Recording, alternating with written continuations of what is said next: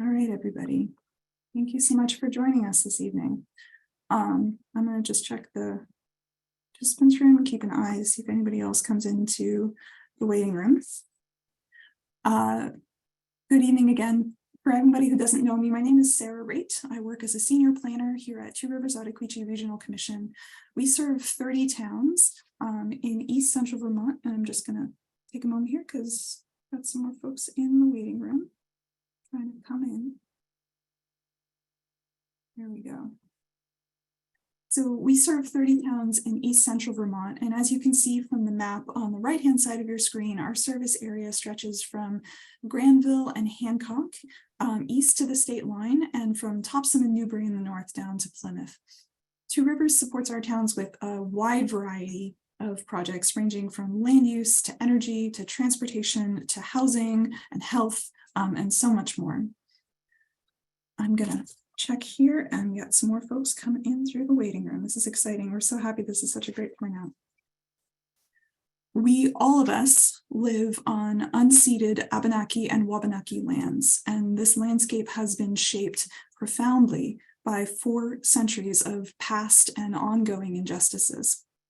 This evening, we've come together to talk about inequities, injustices, and unmet needs across our region. And we want to frame this evening's conversation with 2 acknowledgements. The first is that we can't possibly hope to cover everything that needs to be said in the space of this short meeting this evening. This is just one conversation among the many conversations that different groups are already having across the region, and the many more conversations that need to happen long into the future.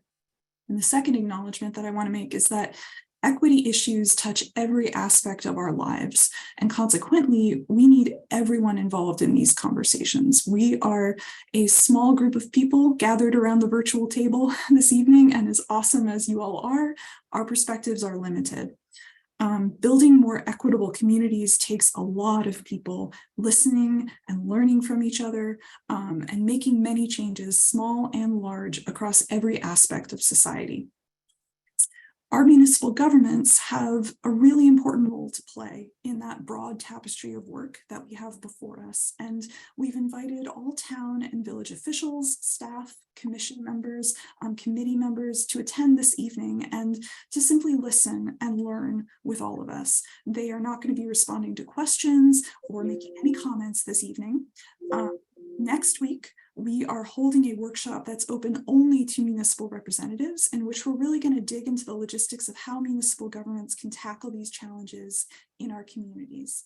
And so if you are on a village or a town board, a committee or staff, and you did not receive the invitation to the May 11th workshop, I apologize. Some of our contact lists are outdated. Please email me at the address that you see on the screen, and we'll send you the link to register. And please do send me that email tonight or early tomorrow, because we're going to be checking the registration lists to see if we have quorum from any of the public bodies that are going to be there on May 11th, and then we'll follow up with those folks accordingly, figure out next steps. So tonight, let's see if I can advance my slides here. There we go. So tonight we have some fantastic panelists who are going to be sharing their perspectives with us, and we're going to spend a little over an hour listening to their comments, and then after all the panelists have finished speaking, we're going to open the floor to comments from other community members. So a few housekeeping rules. Please keep yourself muted to reduce background noise while others are speaking. Hold all comments until after all the panelists have finished speaking. Municipal staff, officials, and committee members, again, a reminder, please don't make any comments or ask any questions this evening. This is a listening session. You're going to have the chance to talk during the May 11th workshop. Plus, we don't want you to run afoul of open meeting law if your committee happens to have a quorum represented here this evening. And most importantly, please remember respect and courtesy for others. If anyone becomes abusive, we will remove them from the meeting. Some of what you might hear tonight might be challenging for you personally. If we really want to build communities where everyone is cared for and supported, then we have to find the humility to step back from our assumptions and learn about how people can have very different experiences living in the same community. So these are the wonderful panelists who have very generously agreed to share their time and their thoughts with us this evening. I'm going to go ahead and come off screen here so that we can see each other. And I'm going to introduce our first speaker, who is James Key. James, are you here? Hello, James. James is a certified Vermont beekeeper, the first African-American to become a Vermont certified beekeeper since the organization began in the 1800s. He lives in Stockbridge and is a member of the Bethel Equity and Inclusion Committee. James, do you want to come off mute and join us? Thank you for having me here tonight. And thank you, Sarah, for introducing me. I'm going to begin, as I only have 10 minutes to speak about the Equity and Inclusion Council's concerns here in Bethel, Vermont. And what we have concluded as our five main points that the Equity and Inclusion Council here in Bethel would like to focus on is that right now we are noticing a lack of clarity about whose role it is to ensure that the town government is equitable and inclusive. We're not sure who that is. Is it the select board, the town manager, or is there a support staff? And we're actually trying to get some clarity to see if we could have an advisor to help us along in the IC. And we would really like it to be actually a person from all of those above mentioned, whether it's a town official or a town manager, or also members of the select board. We also find a big issue with affordable housing. I'm, for one, having that issue myself, and it's one that we would like to address in some way, shape, or form. We also are noticing things where we're trying to address whether or not there is a need for a town constable based on the increasing salaries to just maintain one, and given how small a town we are, if that is a burden that can be lifted from our town. And what the EIC here in our town is trying to do is advocate for community-based solutions to try to find the real problems, like, to interrupt the speeding, the substance misuse, the violence, et cetera, that goes on in our community. And also, how can we shift that funding from it being used on a constable to having more resources toward prevention and addressing the root of the cause of the problems that are not only in our city, but are also occurring throughout cities, throughout Vermont, and throughout our nation, as we see daily. We also are trying to figure out ways how there can be support of our BIPOC residents and the transgender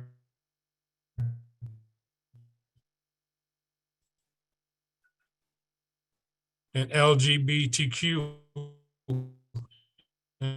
and also the younger people and adults in our solutions on and community together in a collective, and how we, in working in this collective, we making sure that and also walk all. James, you're cutting out a little bit.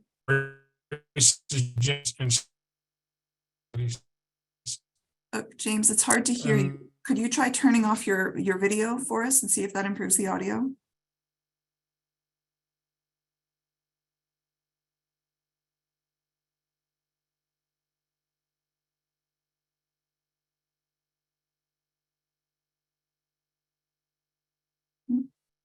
Might have lost James. Oh, I think we've lost James. Okay. He might be able to come back on just a second here. Let's give him a minute. Hi, James. Am I back? You are, yes. I'm so Can you sorry. folks see me? Yes, we can see you and hear you. Can you repeat the last few sentences that No, you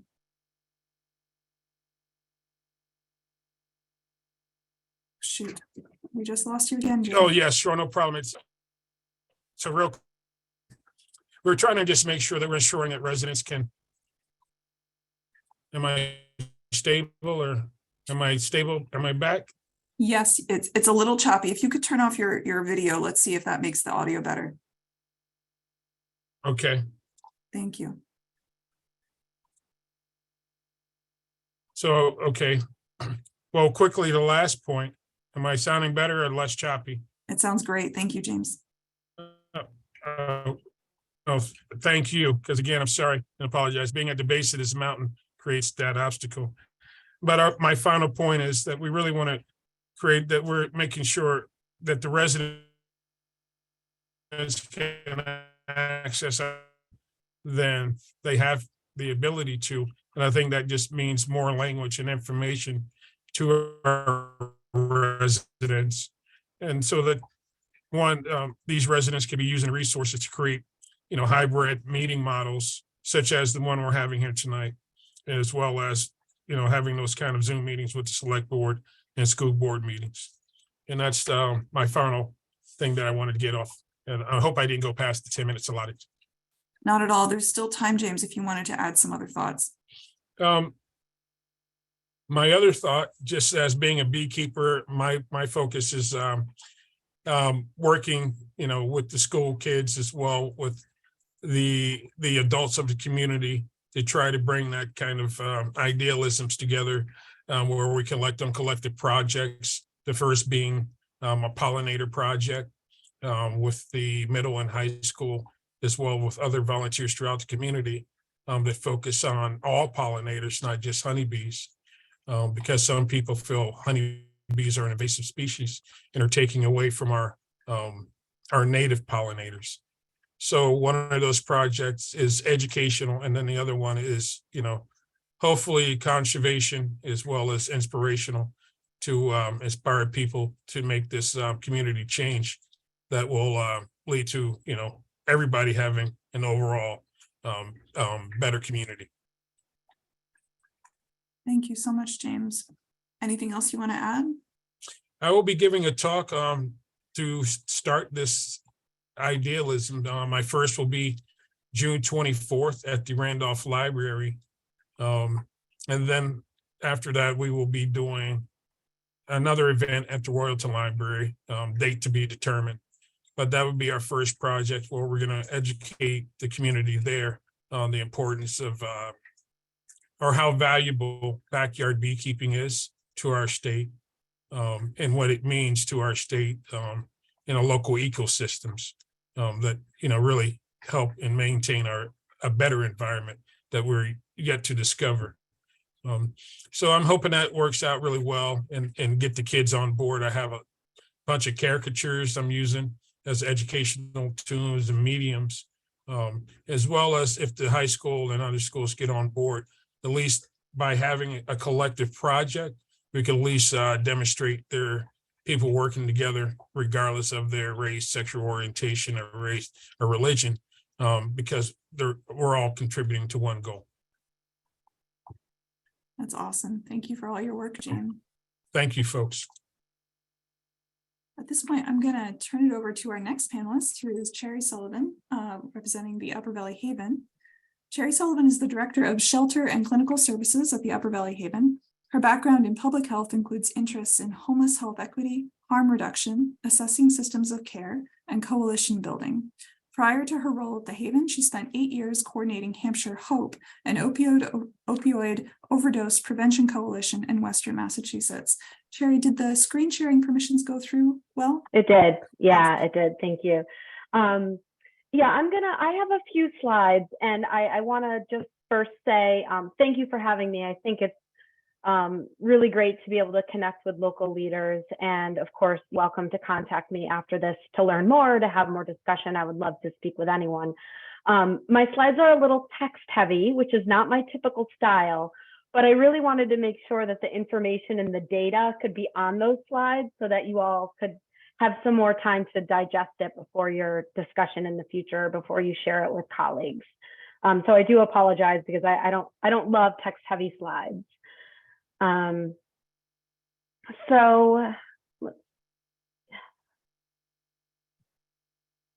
think probably most people know about the Upper Valley Haven, but just to ground us a little bit in case you aren't aware of the sheltering services we provide and the services we provide to people experiencing homelessness, we are on Hartford Avenue in White River Junction, And on that site, we have 2 shelters. We have an adult shelter that houses up to 20 adults.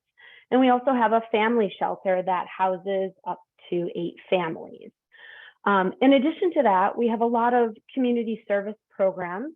We have community service coordinators who work with the general public, helping them with housing navigation services, other services and connections that they might need to resources that can help get them housed. That could be healthcare, that could be employment, that could be basic documents that one might need, housing searches and whatnot.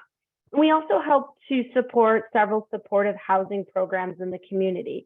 So though we don't lease out house apartments to community members, our other partners in the community do, and we provide that extra support to folks to help them stay successful in the housing that they do have.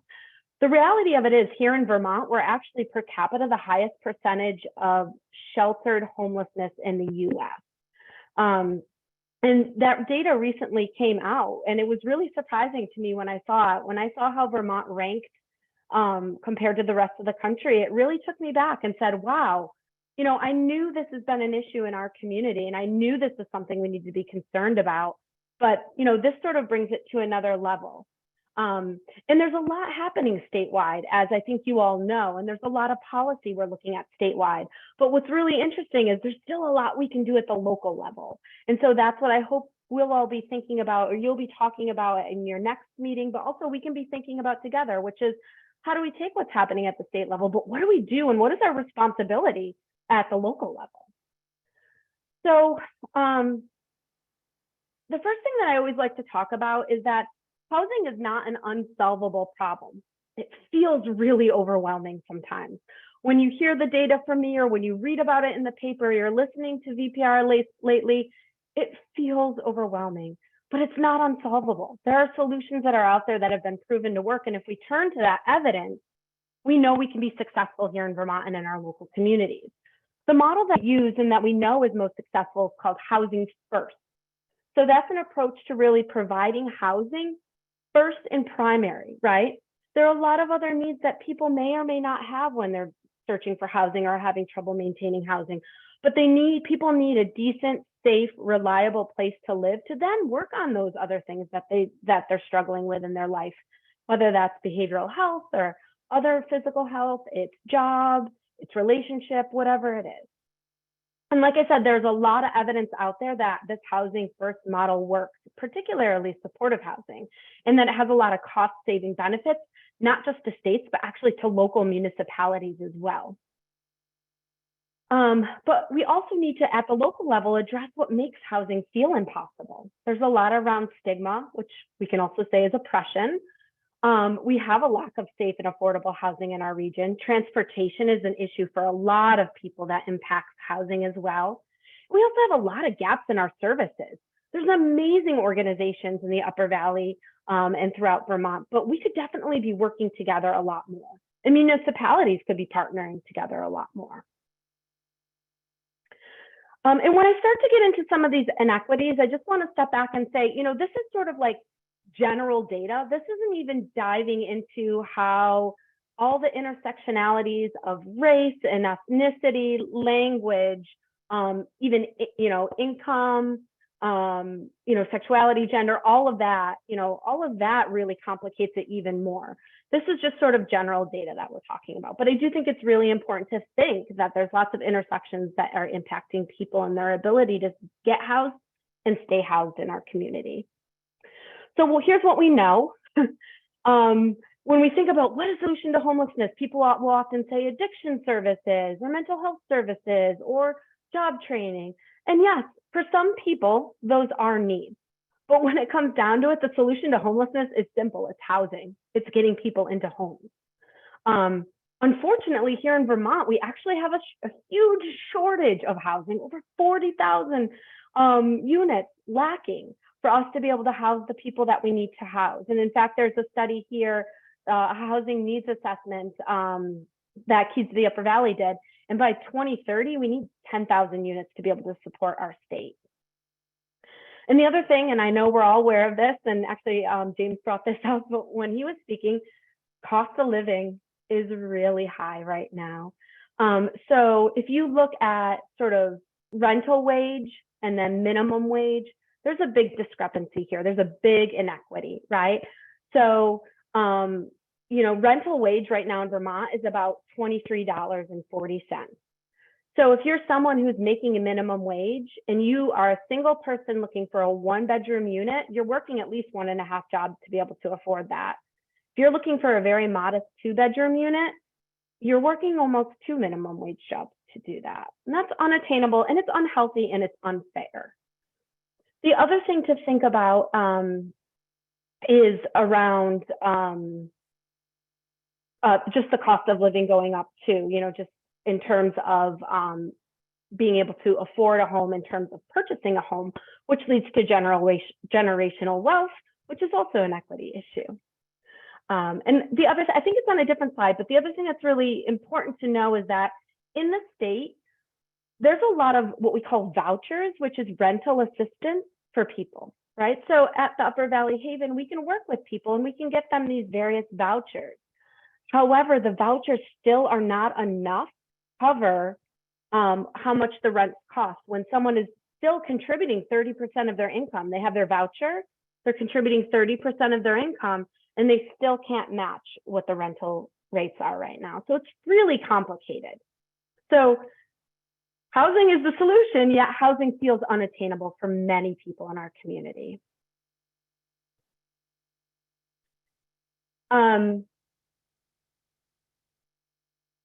The other thing, I think in my introduction, so I come in with a public health lens. The housing crisis is also a public health crisis.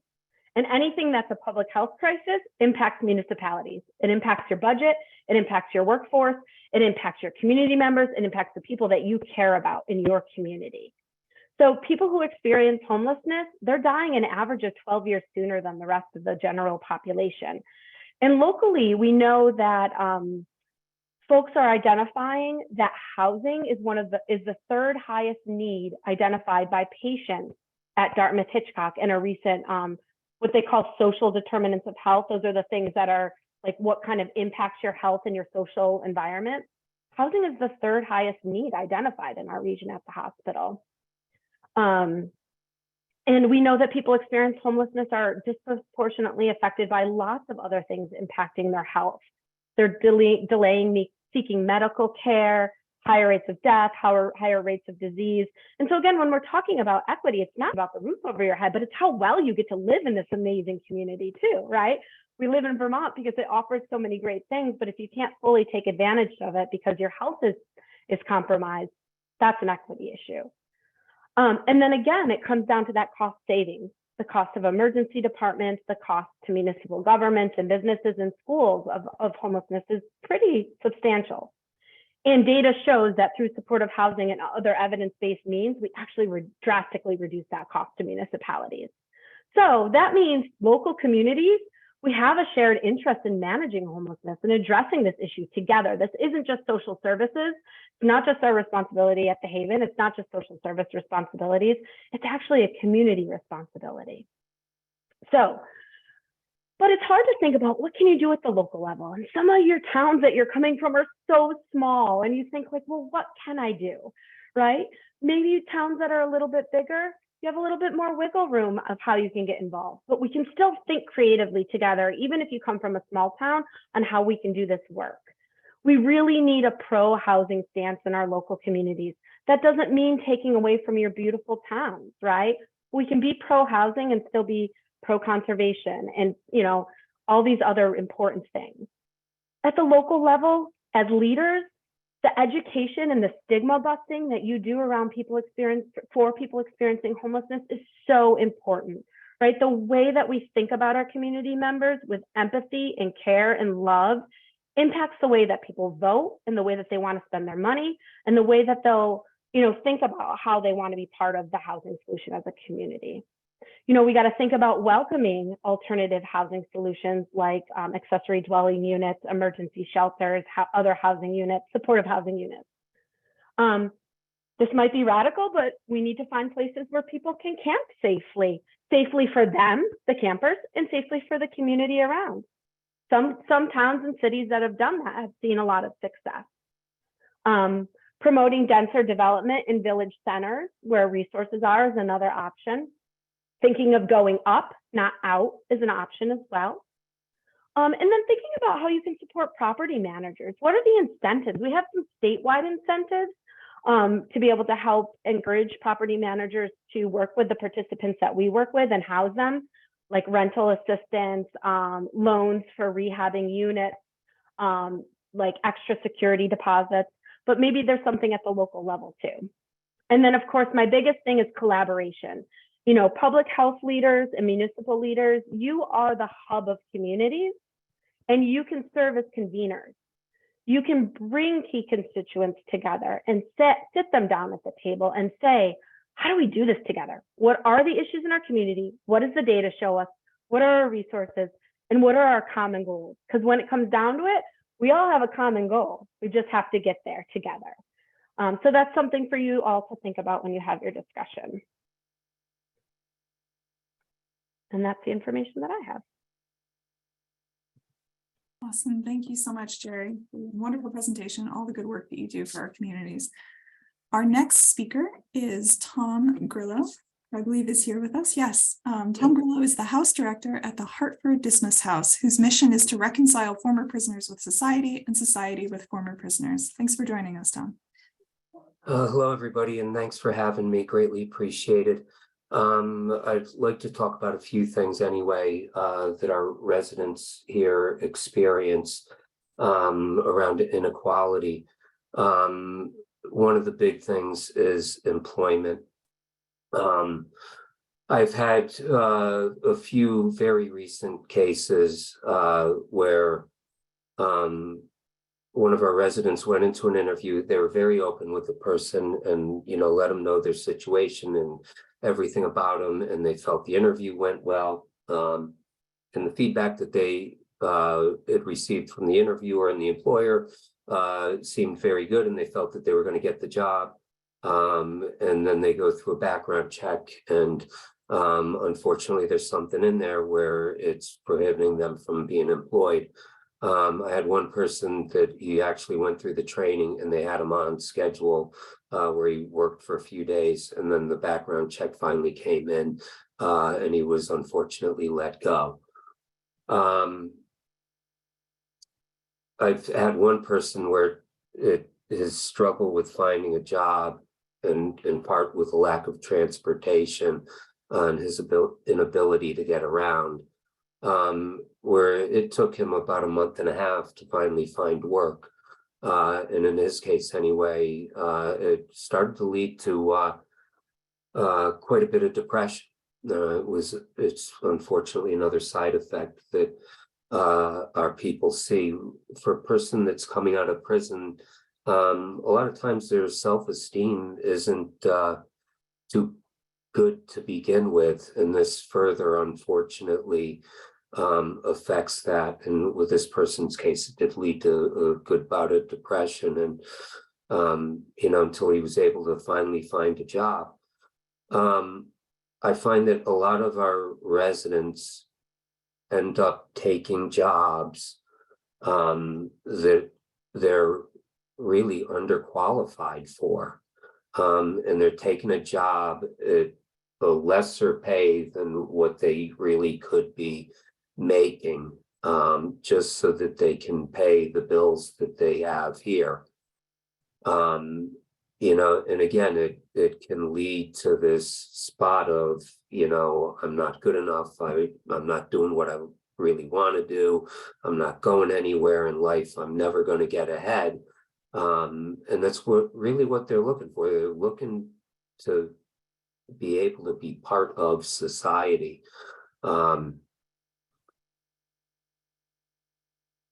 That all leads to, when they finally have employment and they're getting ready to leave here, the housing issue, like Sherry was just stating, it's really a huge obstacle right now for them to overcome.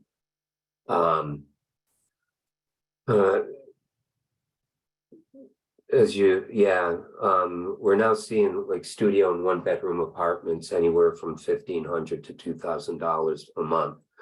Even at the low end, it's very hard to make ends meet. I did a little bit of math. For a person who's making $19 an hour, it would take almost 2 weeks of work to pay a $1,500 a month apartment, and that's without taxes being taken out. And on top of that, you start to add in all of the other bills that they're going to need to cover, such as utilities, cell phones, cable, internet, TV, stuff like that. And food, and there's literally at the end of the month nothing left if they can even cover what they have.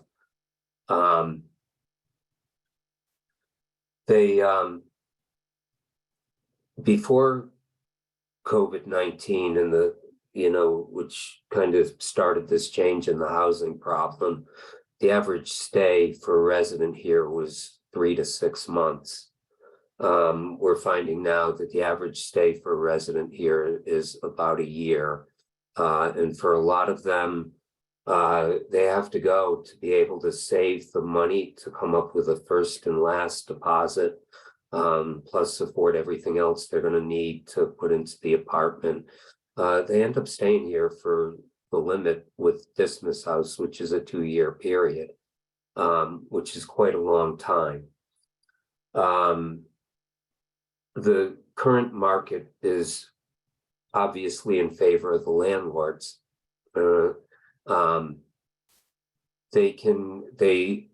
a few apartments and a lot of people that need housing.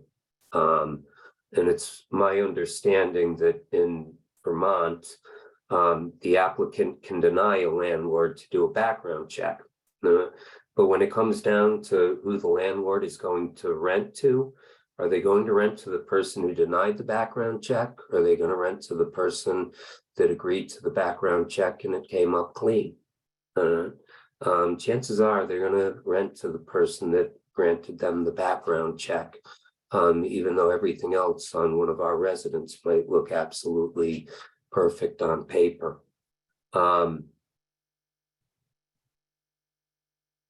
The other huge problem, again, is transportation. Unfortunately, a lot of our guys coming out of prison do not have a driver's license, and a job and housing are like first things on usually on their priority list to take care of. And the driver's license, they view it as being able to come after. With a lack of transportation, once they have a job, they don't want to give it up, all right, because it's their income. That ends up with a lack of transportation.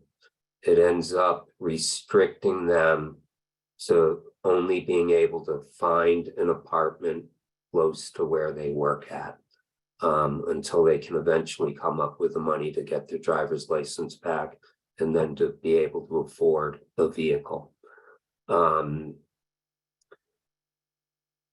Our residents go through a pretty good screening process to get into Hartford Dismiss House.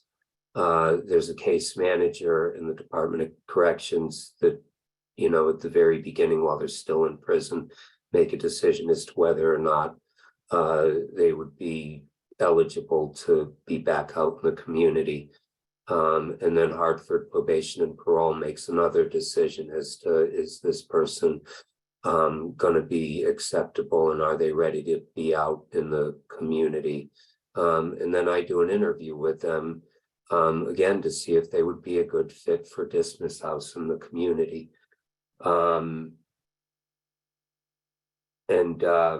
We do the best we can to make sure that people are accepted into the community and they're ready and willing to be a positive and active member of the community and with society.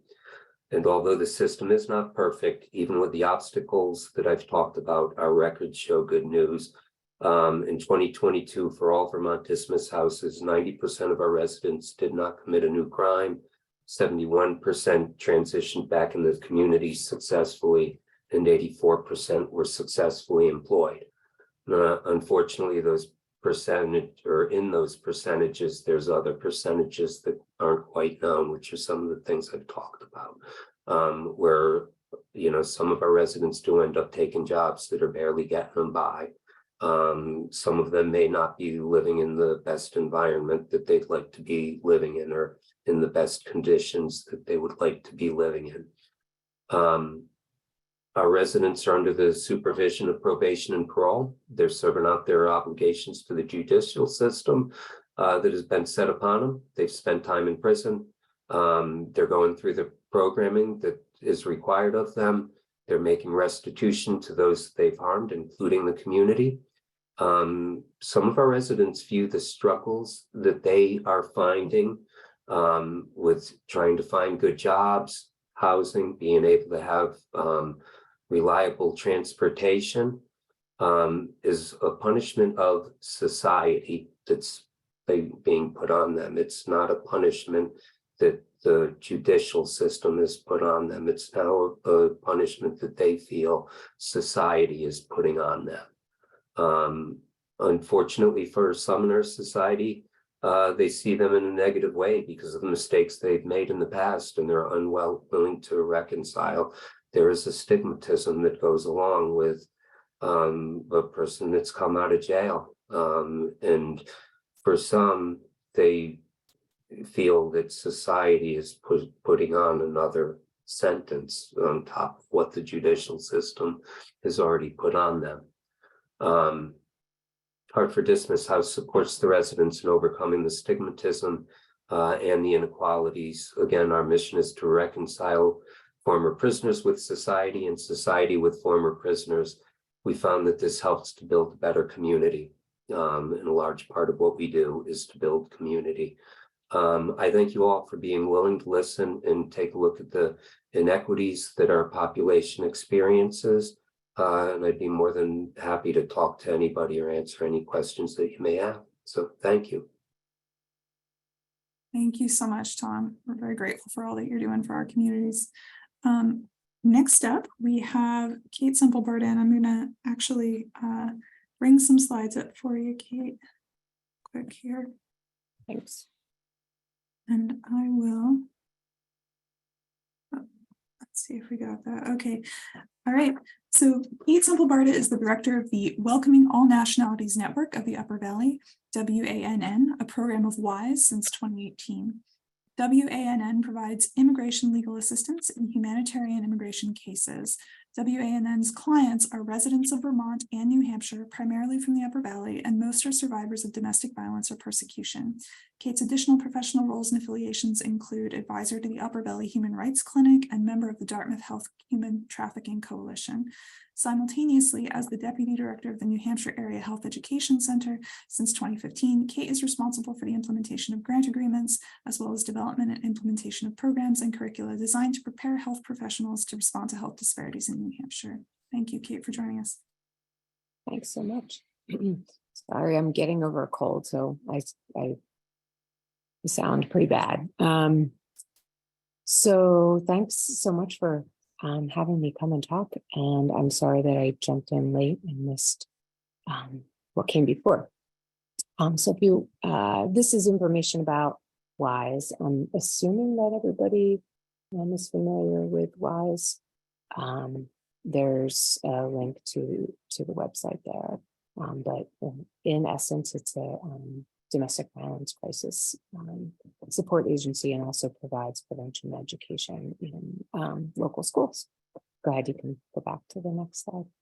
Thanks. So this is the power and control wheel, which is something that WISE advocates, and if you've ever been able to participate in the WISE volunteer trainings, which are pretty powerful,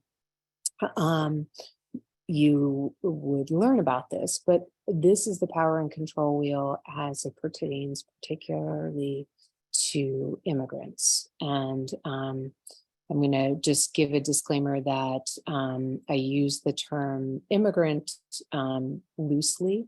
It simply just means somebody who is not a US citizen, somebody who is foreign born. And the power and control wheel essentially sort of describes ways in which an individual might experience abuse. And the inner sort of spokes are ways in which they might experience sort of abuse in a daily manner. The outer wheel is more extreme physical abuse, which could be daily, but we hope that it's the extreme.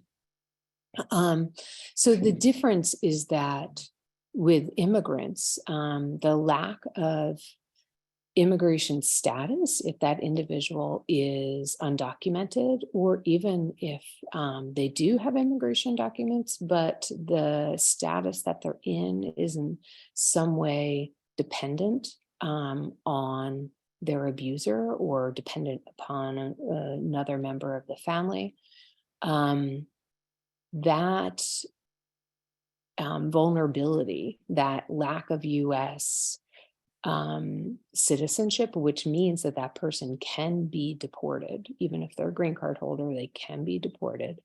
That becomes a vulnerability that an abuser can utilize. And so that person might experience threats to report her to the immigration service. They might experience threats to not submit petitions on behalf of that person. They might actually be told that those petitions have been filed when they haven't been filed. They might hide or destroy things like passports or other identification documents. That person might also be in an isolated situation where they might not have a high level of English language proficiency, might not have close friends or family in their community. So you can see how lack of citizenship would make an individual even more vulnerable to abuse. If you have any questions as I'm speaking, feel free to share them. Go ahead, you can switch to the next. So this is just sort of another way to kind of show what I just said, and I kind of just want to express sort of what it means in practical terms. So the individuals that I work with are survivors of gender-based violence who are seeking immigration status in the US. And so the folks that I'm able to represent in legal matters before the US Citizenship and Immigration Services, those folks are essentially seeking status because they have been a victim of gender-based violence. There are provisions under the immigration law that make that possible.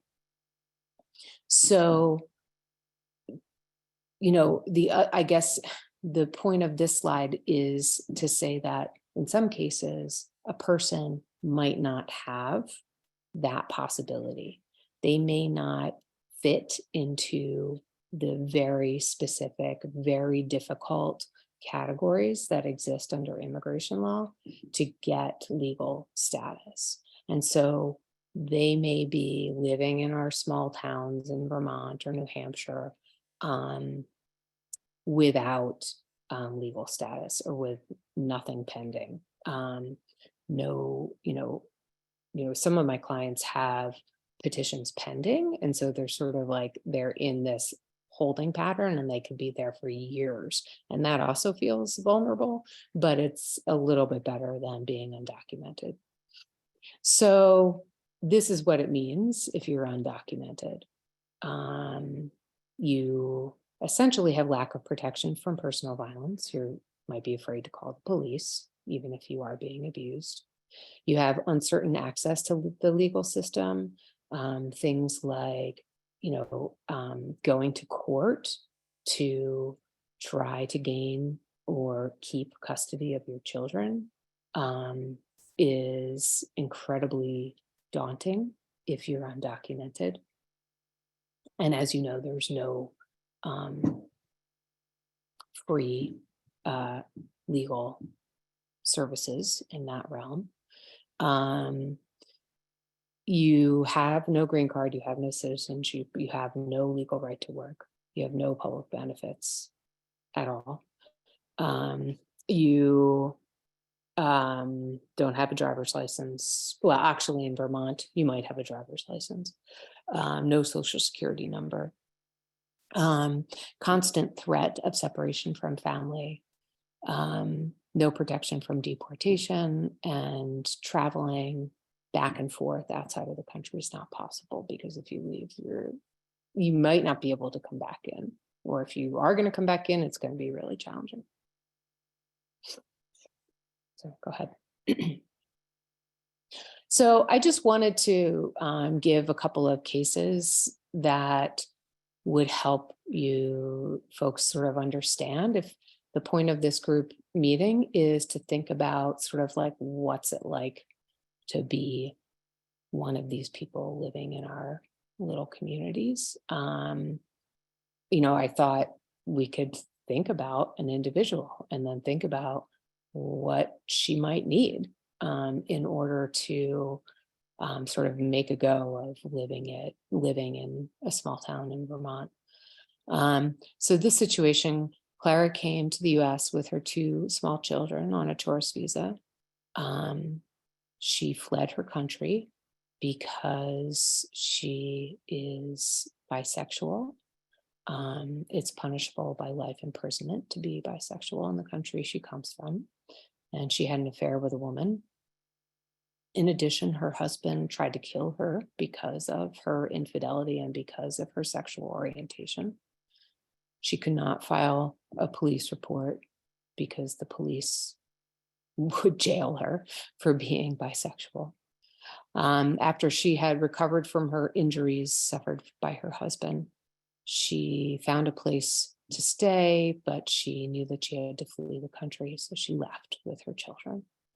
She used her savings to purchase her tickets to the US. She had a friend that allowed her to stay for a few weeks and then told her she must leave and find her own way. And this is based on a real situation. She was very resourceful and called around to see if she could find shelter. And she found shelter in New Hampshire. And after that time sort of ran its course, where she couldn't stay any longer in the domestic violence shelter with her children, she was able to find housing in the Upper Valley. So if you were to think about this individual and what they might need to sort of like, make a go of it, like what comes to your mind? We've asked folks to hold all comments to the end of okay. the session, and we are coming up close on 10 minutes, unfortunately. Yep. So I don't think we have time for dialogue right now, but we'd love to hear your comments and like in regard to that case. That would be great. Yeah. Okay. Yeah. So, I mean, what I would say is that, first things first is like, how is she going to get around with her kids? How is she going to get them to school? How is she going to get them a doctor? How is she going to get them to the dentist? How is she going to find childcare? How is she going to get a job? And then she's got to find herself an attorney who might be able to help her. Just sort of like all, as you can imagine, just being a single mom with her children is hard enough. So, and she's from a different culture entirely, and she's a person of color. So, okay. I have another case as well, but don't need to talk about it. It's sort of a similar sort of if you want to go, this one is about a woman from Ukraine who, experienced extreme trauma and made her way to living above somebody's garage in Vermont. Right. And so you can imagine, like, the experience of trauma is just the baseline. And then you add sort of everything else upon it. And so these are the kind of folks that are seeking our services. Just thinking about Tom's point about sort of, what folks want is like to be part of a community. And this little pyramid just sort of like helps me as I think about why I'm doing what I'm doing. And, the community resources are kind of like the foundation of the pyramid for my clients. The legal immigration status is the next step. If they can achieve that, then they can work towards self-sufficiency, and then they might feel part of that community, that integration, that like give and take. The actually people want to be a volunteer. They want to help. They want to do things for other people. They don't want to just be helped. And so, that to me is like full integration. So yeah, so that's about it.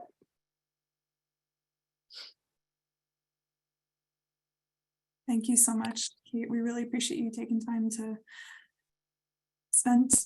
share your reflections this evening, and for all the work that you do in our communities. I know you do a lot, and so grateful that you took time out of your schedule to join us this evening. Thanks. I am going to introduce our next speaker, who is actually Katrina James. Excuse me, I'm sorry, I'm trying to find your name here so I can give you screen sharing permission. Here we go. Okay, you should be able to share your screen, Katrina. Katrina James has worked in human services in Lamoille County for 20 years. She's now working for Capstone Community Action as the housing team lead. She firmly follows that housing is a right, and she enjoys working with her community to address needs around housing insecurities. Katrina, are you able to share slides? Let me see.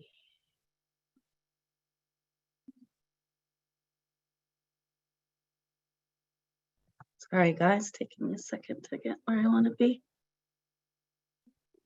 Awesome. Are you seeing the PowerPoint? Yeah, there we go. Awesome. All right. So thank you, first of all, for having me. And just a little context. I'm from Capstone Community Action, and I was asked to be here by Linda Anderson, who is our director of our FCSS Family Community Support Services.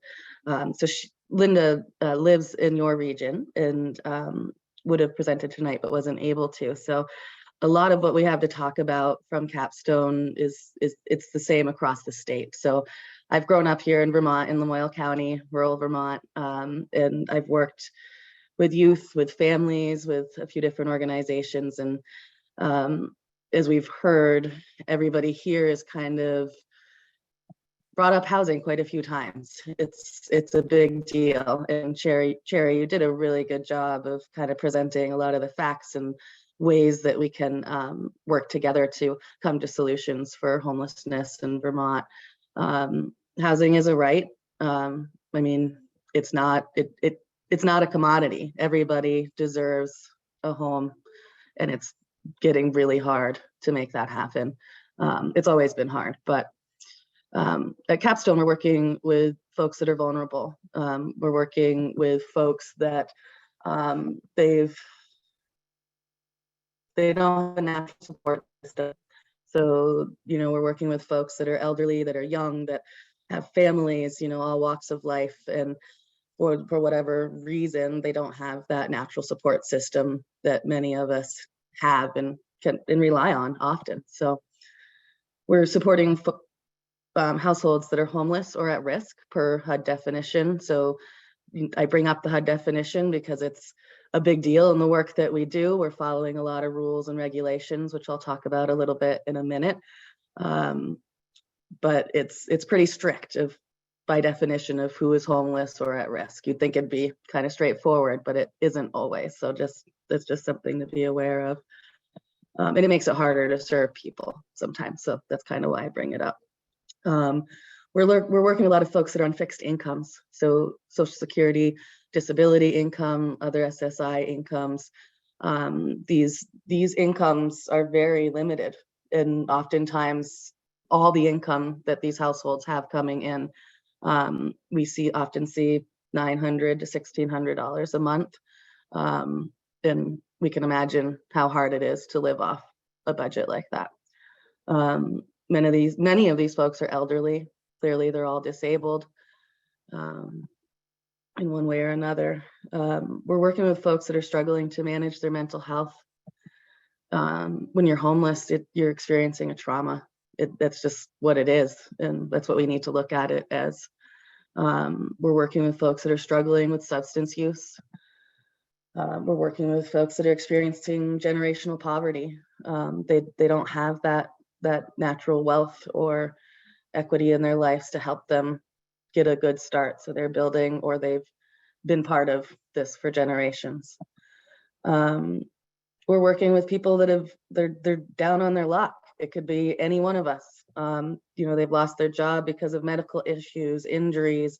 We all know how COVID has impacted folks, and a lot of folks have been out of the workforce for a minute and, trying to figure out how to get back into it. Somebody has an injury, there's a death in the family, whatever hiccup comes along that knocks you off your path. And a lot of folks' paths are pretty fragile right now, so it doesn't take much. How do we try to help? It's easy. We are working hard to help folks navigate emergency housing options. That's generally with ESD, with they had the transitional housing in the hotels recently, that's ending. They've been doing the adverse weather program in the hotels. That's also ending. They extended it to the end of this month, but at the end of this month, we're gonna be seeing a lot of households across the state needing to exit the hotels, which is kind of scary, very scary. We resort to providing tents and camping supplies for folks. We find money or donations and we'll have them on stock, especially during the summertime. It's hard to give somebody a tent when they want a roof over their head. And it's hard to not be able to tell them where they can put that tent. A lot of local regulations don't allow folks in small towns to camp in parks or to camp on property. We get a lot of folks that are trying to camp in tall grass around businesses or along the rail trail here in Lamoille County. I'm sure it's similar across the state. People get no trespass orders. It becomes an issue with law enforcement. They're trying to figure out how to support people.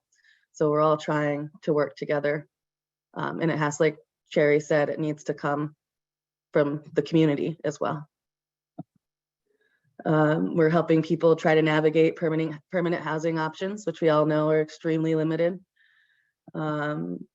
We are also working to help mediate with landlords, a new position that's coming up across districts in the state as a landlord liaison position. We're lucky to have one in Lamoille recently in the last few months, and it's a great addition to our toolbox to try to work with folks. Because when you can only work with the tenants mostly, it's not easy. It's still not easy when you're trying to work with a landlord and a tenant and make that match, especially with the vulnerable population. We can generally help folks with some move-in costs. We can help them with rental arrears to a certain extent to avoid evictions. We can help people learn skills to be positive tenants. I want to go back real quick. When it comes to helping people with these things, with the rental arrears and the move-in costs, I want to remind folks that there's a lot of rules and regulations attached to that as well, which creates some inequities along the way. It makes it's not easy to access these funds. It takes a lot of time. There's application, there's paperwork, there's meetings, you have to really work with folks to show some sustainability. before we give out the money. And that, there's some rhyme and reason to that, but when it comes to the extent that it does, sometimes it becomes demoralizing to people. It becomes too much when you're in a trauma, when you're trying to get through these things. So it's something we really need to think about when we're creating solutions. The barriers to housing, there's so many of them. We could talk forever. Cherry's talked about some of them. We've heard from Tom about them. James, that spoke first, talked about it. In Vermont, there's a severe lack of housing. We have a 2.4% vacancy rate, and that's the second lowest percentage in the states. Connecticut's the next. So we don't have a lot of places for people to go. Landlords have several applicants, so they're gonna pick from the top. Or the folks that are vulnerable are getting pushed down even further right now because housing is at such it's needed so badly. The application processes and regulations are to even get on a wait list for affordable housing or subsidized units. It's very hard. It is very time consuming and again, demoralizing. The rents are crazy high. They're higher than we've seen them probably ever in my lifetime. It's not affordable. We've talked about that tonight, and it doesn't meet voucher standards. So we work hard to get people connected to the limited vouchers that are available. And we've seen more with the pandemic than we've probably seen in a while. But when you can't attach those vouchers to the units that may be available, it's just like a smokescreen for people. When you can't provide people a light at the end of the tunnel, it's really hard. We need a clear path. This is just some examples of some of the rents that we see on Craigslist.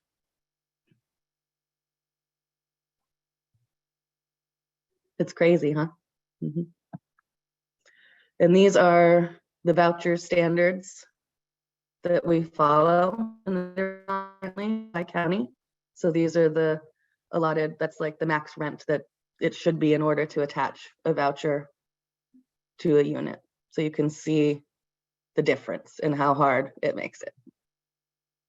So even if you have a voucher, it's still not always possible. And then we just have the basic barriers that people are facing. And all of us probably face some of these barriers, but a lot of the vulnerable populations experience many of these barriers. So, we're serving folks that have criminal records, that have substance use, that have previous evictions. And once you have a previous eviction that's gone through court, it's public record. So, and we just see more and more people not being able to find places to go. So they overstay their notice and they end up in court, and then they get this formal eviction. We're seeing more of that now than ever. Lack of income, even if you're trying. I mean, I'm a single mom. I work 1.5 jobs, barely can get by. Mental health, everybody is struggling with mental health in one way or another, I think, right now. We've all been through a lot the last few years. When you're unhoused or you feel like you're going to lose your housing, it takes a huge toll on people because it impacts every area of your life. Simply having pets. Nobody wants to rent to somebody that has pets. And a lot of people have pets for emotional support. So the thought of losing their pets, they'll live in a tent before they'll do that. Smoking, a lot of people smoke. Low credit score. You have something happen in your life, a divorce, the loss of a job, it can impact your credit pretty quickly. And it's not always easy to build it back up, but it doesn't mean you won't be a good tenant. They not only look at your credit score, but oftentimes they're looking at debt to income ratio. So if you have too much debt out there, unless they'll normally waive medical, but other than that, you could get denied simply because of that. And a lot of folks either don't have references or they have poor references, and people want references. And transportation is huge. It connects to everything. Your housing needs to be near your job.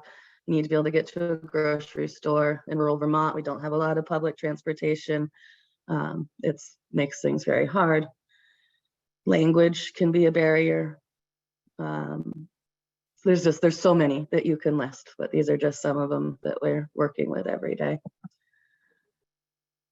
How are systems failing?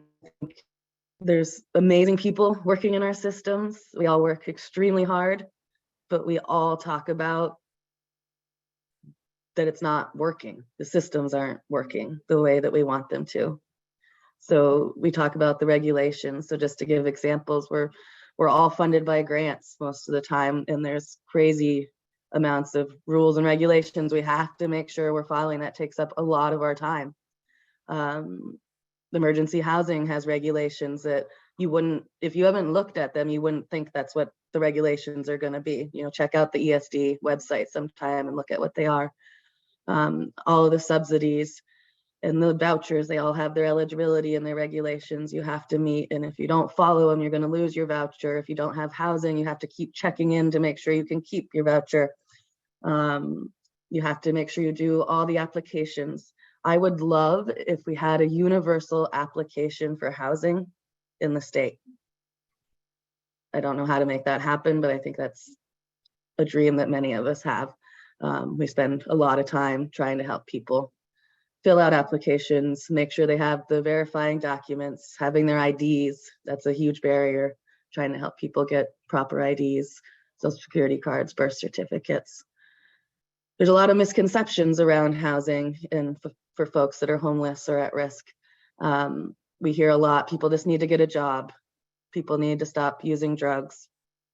These are people that are coming from out of state. They're not true Vermonters. People just need to manage their mental health, stop breaking the law. You know, it's their problem, not ours. A lot of stereotypes around thinking anybody that's homeless is a drug addict or has caused their own issues. And we hear often, and it's hard even to put up shelters sometime in rural Vermont because people feel that homeless folks are dangerous. And these are all things that we need to really look at and understand better, because we're all human and we all need support. It's a community that needs to take care of that. There's a lot of expectations that go into being able to find housing. There's expectations to stay connected to your service providers, understanding the systems and the applications, I've talked about some of this already. I mentioned trauma a few times. We need to work on our systems being more trauma informed and practicing trauma informed practice. Can't remember the word for it, sorry. But people aren't functioning at their full capacity, experiencing a trauma. There's research that shows that your IQ literally goes down when you're experiencing a trauma. So when you're homeless, even if you're able to be in a hotel room, you're still experiencing a trauma. And we need to recognize that when we're supporting people. A lot of our standards that we're following are outdated, as you can see just from the fair market rates to the actual rates of the rentals. That's one example. But we need to catch up with the times. And there's an assumption that all these services that there's services to meet everybody's needs. You know, even as service providers, we do that. Well, you know, Vermont Center of Independent Living can do that. The Family Center can do that. But we're not fully equipped to meet all the needs that are out there right now. We're all working really hard together to try to make it happen. But these are the things that we're seeing on the front line. We're seeing, as I've talked about, households without shelter, and we're seeing this more into the colder months as well than we usually do. We're seeing patients that are discharged to homelessness that have ongoing medical and mental health needs, folks that shouldn't be living in a hotel room alone or shouldn't be out unsheltered alone. We're seeing people that have to leave the county for emergency housing. They offer rooms all over the state, which is good, but it's bittersweet because then people are away from their doctors, their therapists, their usual services that they have, and people end up getting lost, and we're trying to keep track of everybody. Very limited shelter and hotel space. You can call ESD, but you might not get a room. Just because you call doesn't mean you're going to be eligible, and it doesn't mean there's a room available. Trauma, lack of stable employment. We see hotels that aren't following agreements. They're paid full rate for rooms most of the time, majority of the time. And there's an expectation that they've agreed to that guests are treated just as other guests are. But we see and we hear things like they don't give them toilet paper. You have to go buy your own toilet paper. They're not allowed to use the pool. They can't eat those that are out front. They can only smoke out back when other folks have ashtrays outside their rooms. Dirty sheets, not allowed to have clean ones, things. The hotels are overworked and overwhelmed with this as well, but there's no accountability in what's going on to make sure that these things are not happening. People are dying. We're seeing people overdose. We're seeing people commit suicide. Sorry. It's hard to keep hearing about it and know that it's happening. The drug use in the hotel causes relapses and overdoses. Folks don't want to go into the hotels because they don't want to relapse, but they don't know where else to go. People come in with holes in the bottom of their shoe. They're hungry, and they just need help. So it's hard. Mental health, landlords denying the vulnerable population, wait lists months to years long, the landlords raising rents, VRAP ending, and people can't afford the rents in the units that they're in now, and no cause evictions. They can be evicted for any reason if they go through the process. And there's very limited understanding sometimes of what tenants' rights actually are. And people end up in more dire situations than what they should. Thank you. Thank you, Katrina. That was so powerful. And we're so grateful for all that Capstone does and for all that you've done as well. Thank you for spending time with us this evening. Thank you. Our next speaker is Jordan Fitch.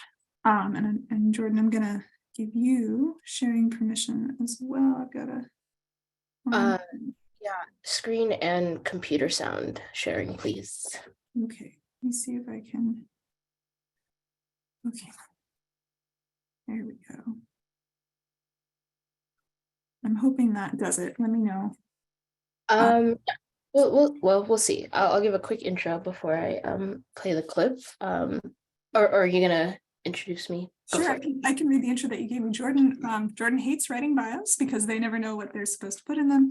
They are a filmmaker and a local producer at a community media arts organization who likes to make either really silly or really serious films and nothing really in between. Jordan has been involved with the DSA and community organizing for the past several years and has been an active member of the Upper Valley Tenants Union since moving to the Upper Valley. They are currently in production on a documentary about the reality of the housing crisis in the Upper Valley and beyond. Thank you so much for joining us, Jordan. Welcome. Oh yeah, thank you for having me. But yeah, my name is Jordan.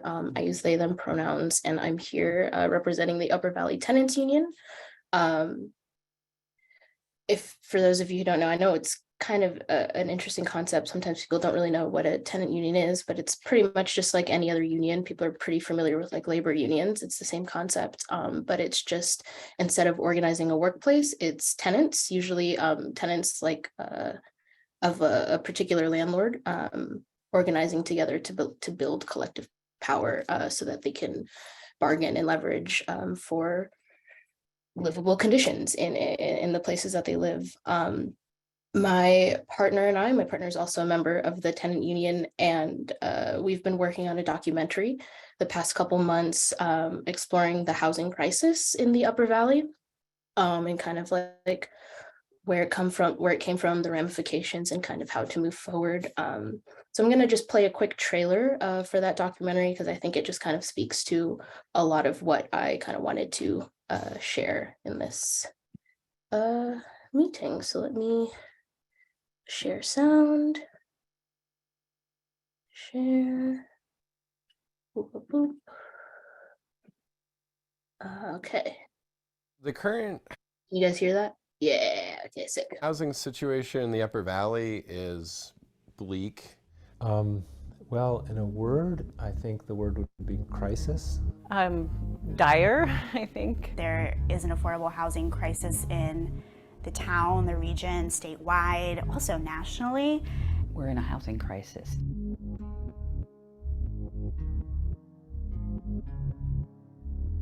Over time, we've had a slowing down of the housing production and an increased demand for the housing production. So now we've got this huge gap between what people need, where they need it, the cost that they need it at, the type of housing that they need it at, and what's actually available in the market. Everyone's so desperate for housing, and you're lucky if you can get it. That means the landlords can charge more. So that's all an expression of collapse.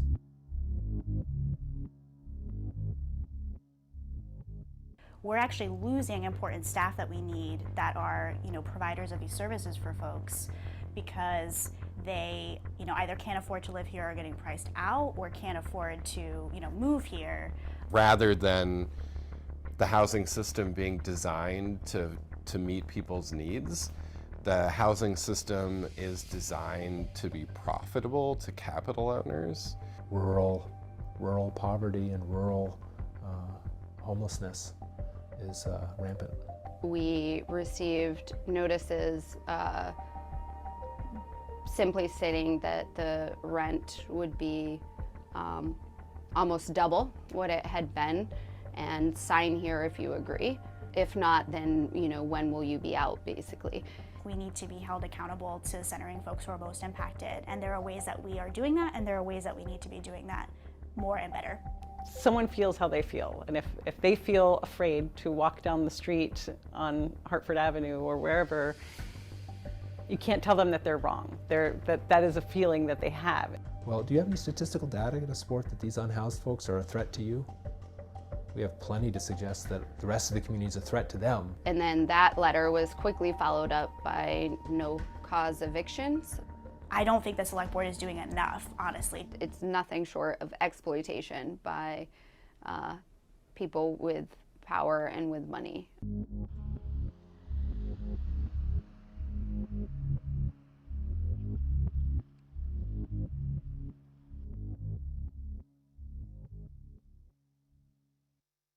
Yeah. Okay, so yeah, that's just like a preview. The documentary is called Precarity, an exploration of the housing crisis in the Upper Valley. And yeah, in that we interviewed lots of different people, select board, local government officials, tenants, other members of the tenant union, people on like the planning boards for housing and town development and such in a couple towns nearby. And it's been really eye-opening in a lot of ways. A few things that I think I've learned or kind of just would like to share in this context, that there's so many, I feel like, inequities in our region and unmet needs, particularly for marginalized community members. I feel like the needs of unhoused communities kind of need to be addressed most immediately because they are pretty much the most precariously situated people in our community. This region like really critically needs more outreach programs, low barrier shelters, and increased just general shelter and resource capacity. Just start there. And then like, even in the remaining portion of the community who are fortunate enough to be housed, tenants are still facing like massive inequities and injustices. And the work that a tenant union does basically empowers tenants to equalize that power imbalance between them and the landlords. Our political economy is structured, I think Robbie spoke to this in the trailer, it's structured to facilitate the extraction of wealth from working class people by landlords. That's pretty much what our housing system is and how all of this is set up. And so I think tenant organizing is a way to combat that. I think, fairly effectively. Something we talking with like local officials and things, and over the course of shooting the documentary, has kind of made me realize that, like, you know, it's like what can they be doing, right? What should a political actor in our area do to solve this problem or help? I think first they should prioritize empowering tenants. One of the ways they can do that is by increasing wages. You know, increasing wages allows for more time and capacity for organizing among the working class, directly improves quality of life, and that can translate into building stronger, more resilient and socially focused communities. Political actors can also implement legal protections, rent control, and also, like, I think cracking down on abusive landlords. That would be really helpful. I feel like there's a concept, like, it's really easy to kind of mobilize against something that we're seeing, where I feel like a lot of really big corporations and businesses and entities are moving in and buying up a lot of the property, or building new apartment complexes and whatever. And it's really easy to kind of, you know, villainize those people. These are the big bad businesses, corporate people that are coming in and you know, shifting the landscape. But what a lot of people, I feel like, overlook is that most of the situation is not that. It's landlords are like your friends, or people in your community, or your coworkers, people around us who you know. And I think there's this conception that, you know, if it, you know, it's the good old local landlords and they're fine, and it's just the big people that we need to look out for. But I don't think that's the case. I think a local landlord can be just as abusive or exploitative as any other entity. So I think local politicians should really crack down on enforcing, or just getting rid of that. Get that out of here. What else can I say? I think something that we also heard a lot from people in the documentary was that obviously there's a housing shortage. And so, you know, immediately the solution to that is build more housing. And while that is important, and increasing the supply of housing is an important step in addressing the crisis, I think it only treats the symptoms of the problem and not the root cause. You know, and if local political actors are really committed to improving the conditions, they need to treat that root cause. And one of the ways you can do that is, like, I don't know, they need to work to empower tenants. Empowering tenants reduces the inequality and exploitation and systemic violence experienced by the vulnerable people in our housing market. It can include supporting efforts for tenants to organize instead of, you know, fighting it, union busting and whatnot. I think people need to support these efforts in whatever ways they can. Implement legal protections such as just cause eviction laws. Getting those on the books will go really, really far. And I feel like, if anything, just like is a very small way to show like support to tenants on a legal level. And then also doing things like setting rent control, I think, can really minimize the exploitation. I don't know, forming collective bargaining power amongst the working class is like that's what it's all about. That's what tenant unions are all about. And I think is kind of really should be the goal. And I think that everyone should be doing that. And there are lots of ways that you can do that, even if you aren't a tenant per se, right? Because at the end of the day, if you want people to organize, you need to first form community. So that's something that the tenant union works on really hard, is to establish strong community bonds amongst each other, because organizing, it's scary. It can be really can be dangerous, and you don't really know what's going to happen, and none of it can happen without trust.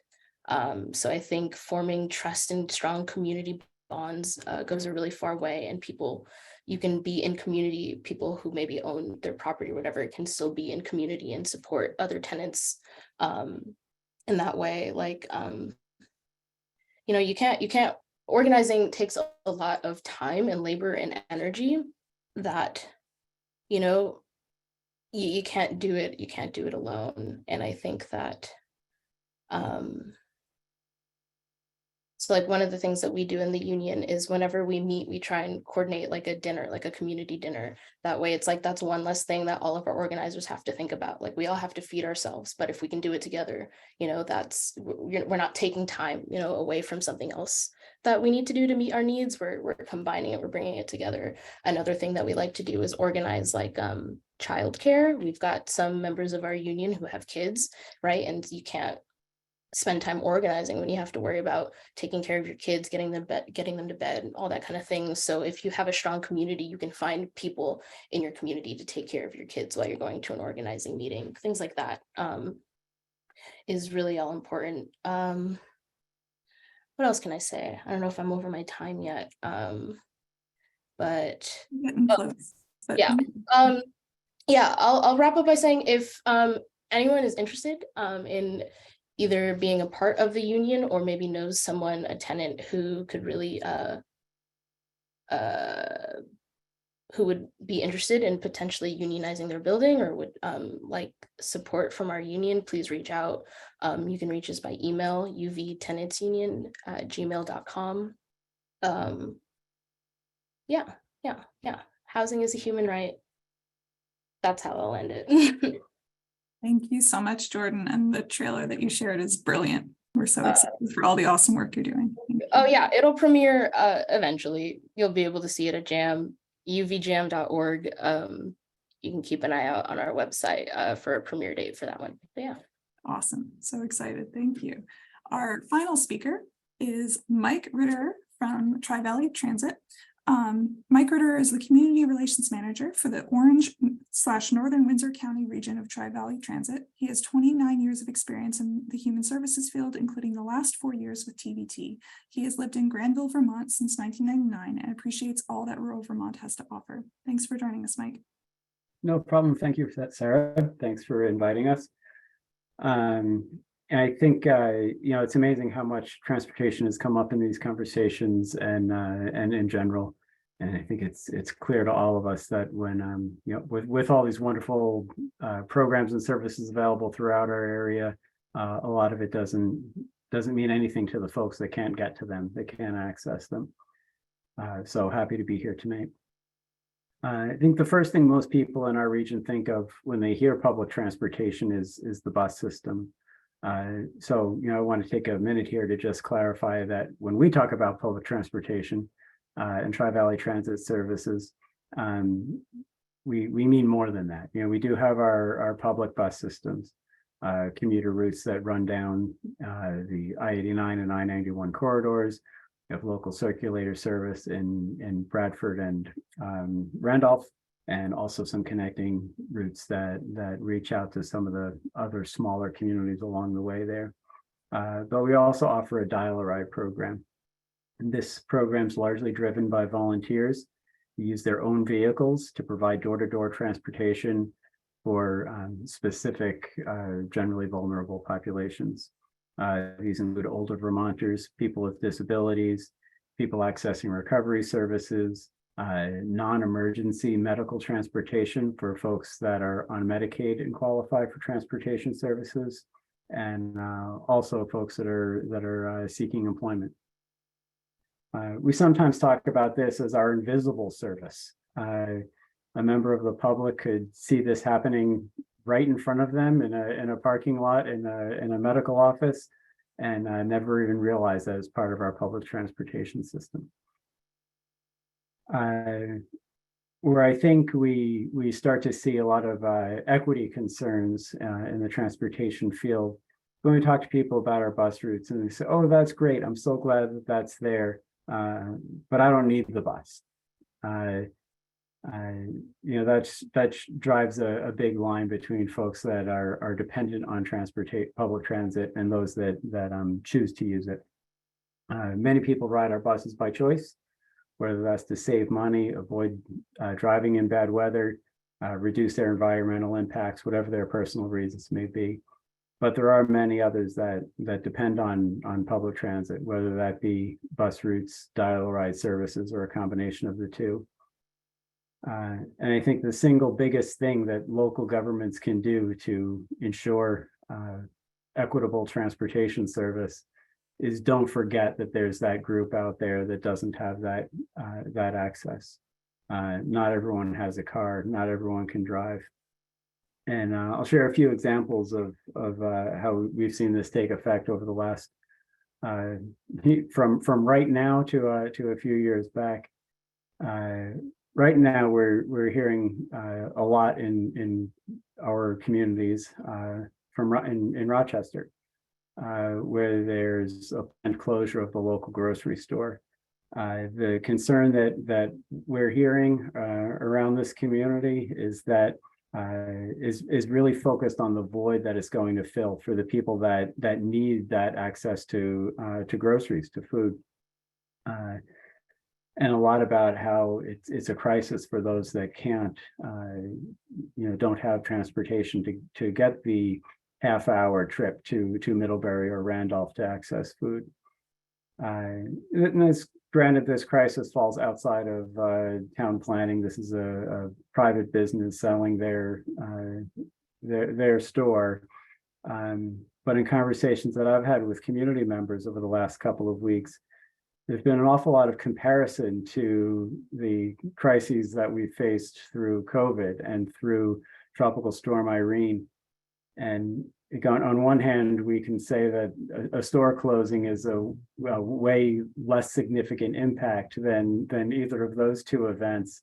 But to me, it's a real indication of the stress and the feelings of isolation that people in the community feel when they know they don't have the ability to get someplace that they need to go. Luckily, with our local presence and the support of our local towns and organizations, Tri-Valley Transit's been able to respond and really remind people of our dial-a-ride services. So folks do have that safety net. They know that they can get other places for their food needs. And we've also been able to start a new bus route to help folks get from Hancock and Rochester into Randolph to get their shopping done.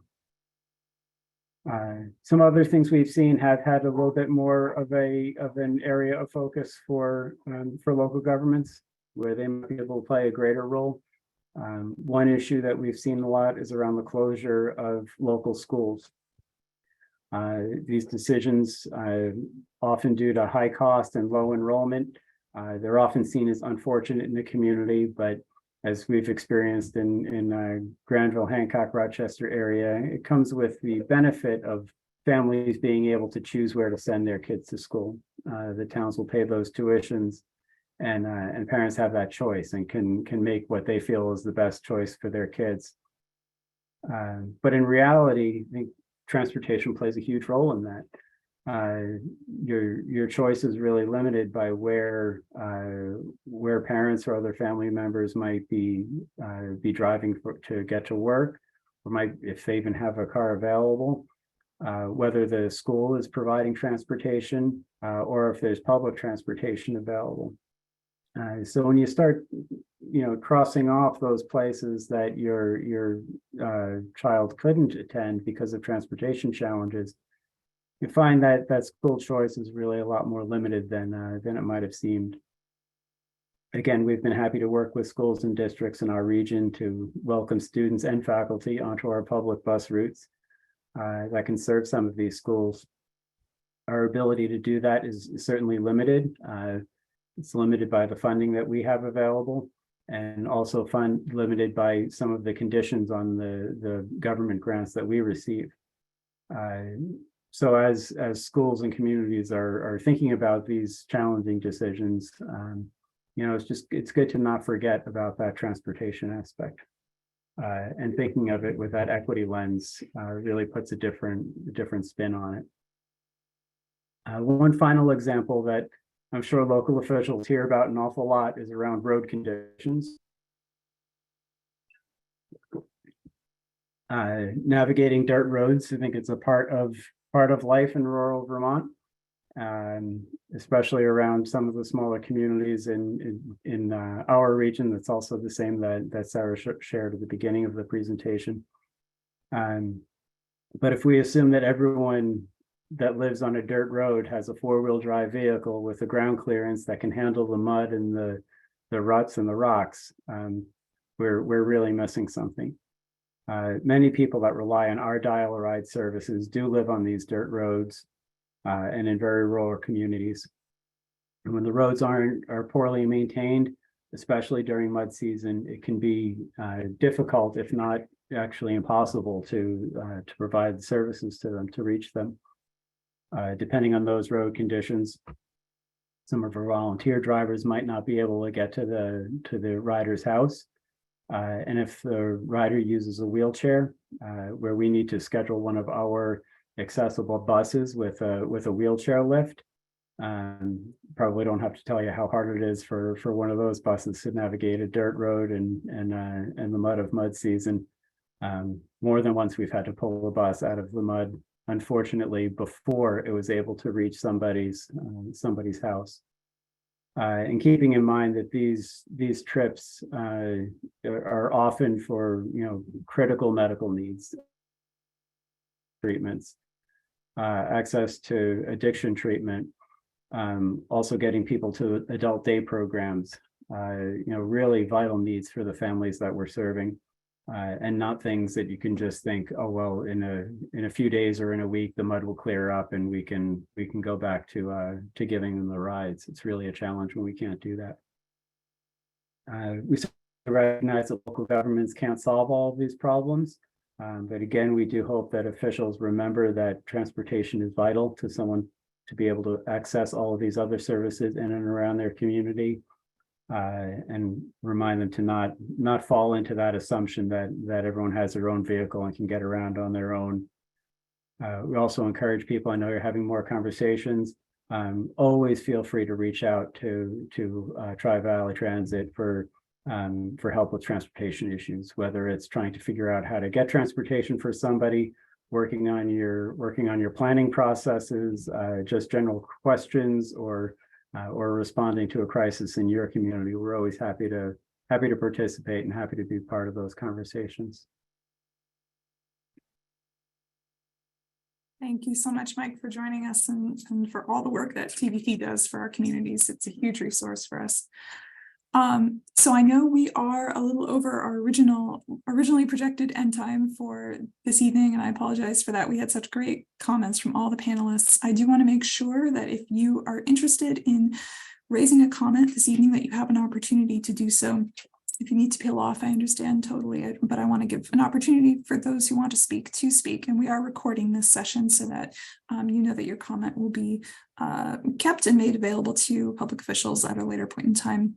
I do want to remind everybody who is on municipal staff, municipal officials, municipal committees, municipal boards. Again, please don't make any comments or ask any questions this evening. This is your opportunity to listen. And again, on May 11th, that is a workshop that's only open to municipal representatives. And we ask you to please join us for that. And that's your opportunity to really workshop and brainstorm together. And if you have not received the invite for that, I've just typed my email address into the chat. So please reach out to me and send me an email tonight or early tomorrow and let me know that you need the registration link. So with that, I'd like to open up the floor to folks who might have comments about inequities and unmet needs in our region. If you would like to make a comment, please go ahead and raise your hand. You can use the raise hand function under reactions at the bottom of the screen, or if you want to turn your camera on and just wave at me, I can try to spot you there that way as well.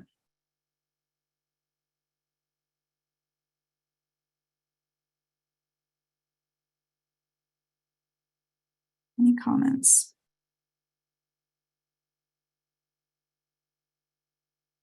Any additional thoughts from the panelists that would like to share? If I may begin, since I began last. Thank you, James. I really appreciate everybody. We seem that we're all on the same page, and that's a good thing and also a sad thing that we're all having the same inequities in every town. And being a farmer and a Black farmer, I'm noticing that the inequities seem to be more catamount among people of color, just because the stressors placed upon the whites here in Vermont are becoming, more heightened, if not every week, every month, every year. So based on that stressor, it seems that there's limited amounts of money to trickle down, if I'm sort of making sense. So yeah, I'm really hoping that, you folks, that I really appreciate everybody sharing your experience. Everybody who has shared that experience. If I myself personally have not been a part of those experiences, I've had family members. I've actually been a homeless working professional because I could not afford my living in Burlington while being a lab tech at UVM Medical Center. And the valid point I think Sherry pointed out is, cost of living. And that is, everybody already amplified it. It's the number one issue. And just even trying to have, like Mike pointed out, transportation. I mean, that's like, a great thing I did see is how one church, they give cars out to people who are financially disadvantaged. And they do that in Burlington. And that was started by a church that decided to accept donated cars. And they have a mechanic for the funds from that church to refurbish these cars and make them available for people in need, whether single parents or people who needed to get to work and so forth and so on. So yeah, being a professional and going to the grassroots, being homeless like 4 years ago because I couldn't afford the place that I stayed. And and that was really like an eye opener, being part of a large nonprofit organization and an institution that cherished their vocal cords in every speech that they were helping people like myself, BIPOC community, so forth and so on. But at the same time, they couldn't even help, Vermonters, the majority of the whites here. So there's a lot of, false speeches going on by a lot of these tremendously large institutions, whether it's Ben and Jerry's or so forth and so on, who really aren't, adhering to our needs or hearing our voice. So I just wanted to say I appreciate all you folks. And I'm hoping that, we can stay connected, because I'm trying to do every Wednesday at the Bethel's Farmers Market, which I'm now running, is to have a organizational booth where we can represent all of these different people who are here, so that you can share your literature and also maybe show up and speak with people in our community and so forth and so on. So thank you all for allowing me to be here. And I really appreciate you all. Thank you. Thank you, James. We really appreciate you. And thank you for sharing that opportunity with the farmers market. That's exciting. Other comments from community members?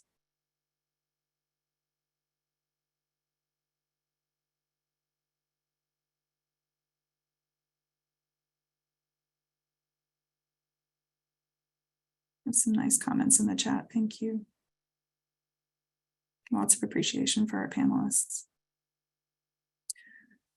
Well, hearing no comments, I think we should probably close for the evening and let everybody do what they got to do this evening. And once again, a huge thank you to our panelists for joining us and for sharing their expertise and their hearts and their care for the communities that we all serve and love. And thank you all so much for joining us. And for, again, municipal representatives, we look forward to seeing you next week. Send me an email if you haven't got the invite, and we hope to see you soon. Thank you all. Take care.